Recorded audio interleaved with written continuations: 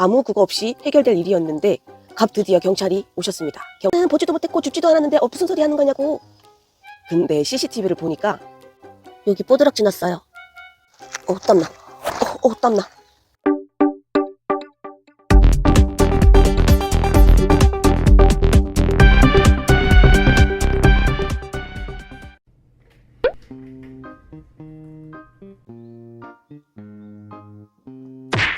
안녕하세요, 루비아입니다. 여러분, 제가 오늘은 썰을 하나 풀어보도록 하겠습니다. 저희가 여기 월세 20 아파트 저희 집에 이사 오고 얼마 안 된 시점이었어요. 새벽 한 3시 정도에 집에 들어왔는데 일도 오래 하고 너무 늦게 들어왔으니까 피곤하잖아요. 근데 아파트에 주차할 자리가 공간이 너무 없는 거예요. 그래가지고 코너 라인, 그러니까 주차 라인은 아닌데 아파트 단지 내에 이렇게 코너 하는 그 코너링 그 부분에다가 이제 차를 딱 주차하고 내렸습니다. 그래서 피곤한 몸을 이끌고 주차를 한 후에 들어와서 코를 막 드르렁 골면서 막 잠을 잤죠. 하고 나서 아침에 시간이 얼마 안 돼서 깼어요. 새벽 3시에 집에 들어왔으니까 잠을 잔 시간도 얼마 안 되겠죠. 이제 오전에 서방님이 볼일을 봐야 해가지고 나갈 채비를 하는데 지갑이 없는 거예요. 지갑.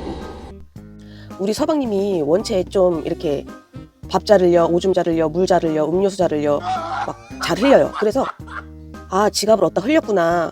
어제 우리가 외출하고 오면서 지갑을 잃어버렸나 보다. 어떡하지? 막 생각을 했어요. 근데 지갑에 현금도 많았단 말이야, 현금이.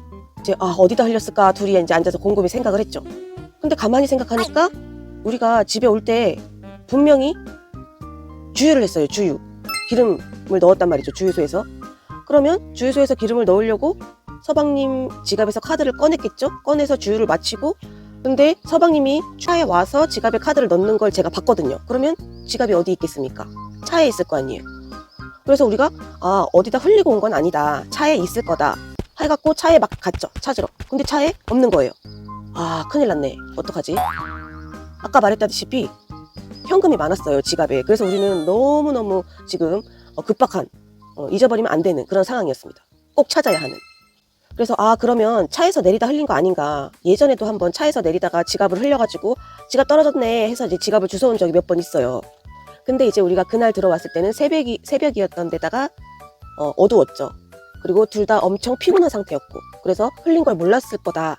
그러면 우리 관리소에 부탁을 해서 혹시 우리가 차에서 내리다가 서방님이 지갑을 흘리지 않았나, 혹시 누가 주워간 건 아닌가, CCTV를 좀 열람을 부탁을 드려보자 해갖고 이제 서방님이랑 저랑 관리소로 막 갑니다.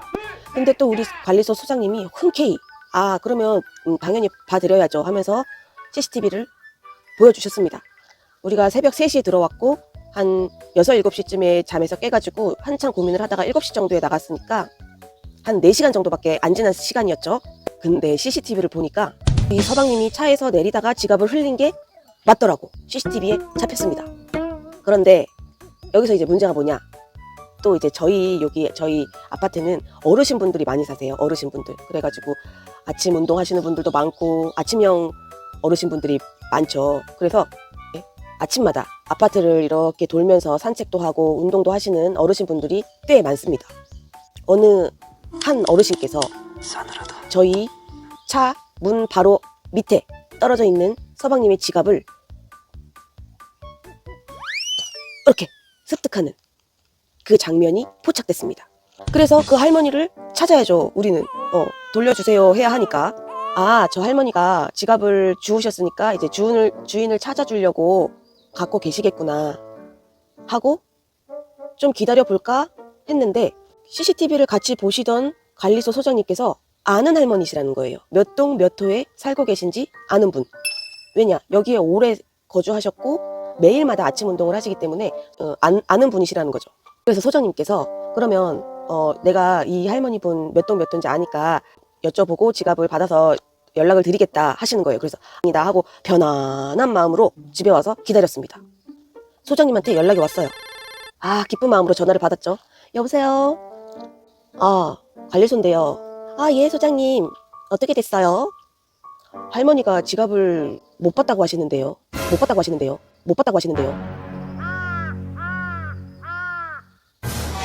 글쎄, 지갑을 못 보셨다고 하셨답니다.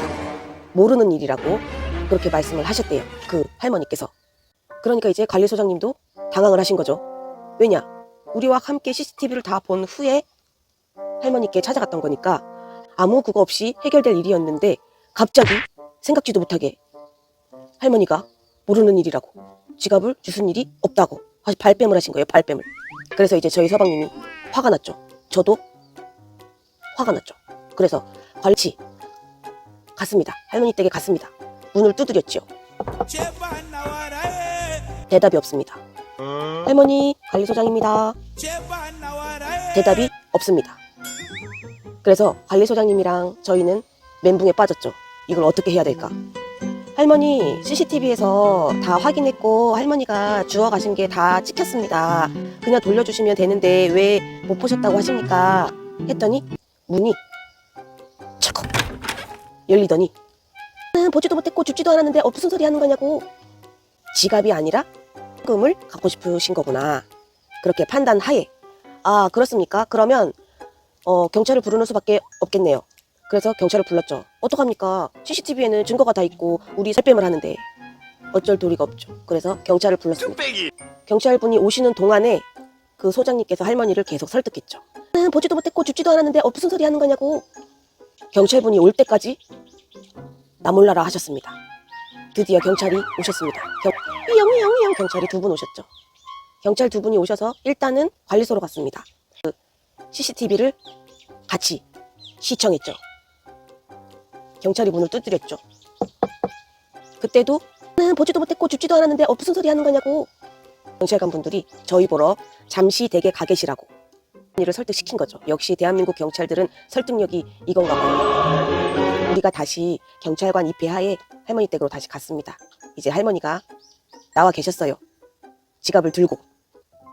아이고 새댁 미안해. 내가 아까는 무서워서 없다고 했고 못 봤다고 했는데 그냥 내가 바로 줬으면 아무 일도 아니었던 걸 내가 일을 너무 크게 만들었네. 아이고 미안하네 새댁. 근데 저는 새댁이라는 말을 듣고 좀 기분이 좋았습니다. 제가 그때 나이가 39살이었거든요.